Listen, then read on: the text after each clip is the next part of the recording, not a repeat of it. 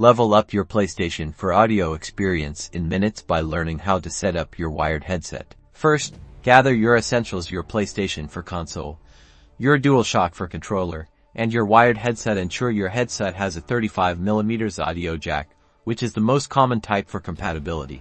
Locate the 35mm audio jack on the bottom of your DualShock 4 controller. It's a small hole, usually found centered on the bottom edge. Plug your headset's 35mm jack directly into the audio port of your DualShock 4 controller. Make sure it's securely inserted. You should feel a slight click, indicating a proper connection. Now, turn on your PS4 and your controller once the system is booted. Navigate to the settings menu. Use the directional buttons on your controller to move around.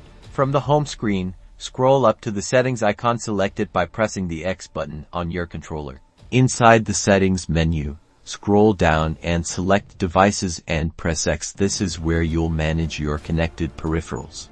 In the devices menu, select audio devices. This section configures your audio input and output settings. Within the audio devices section, you'll see several options. First, select output device and then press X. In the output device menu, choose headset connected to controller from the options. This tells the PS4 to send audio to your headset.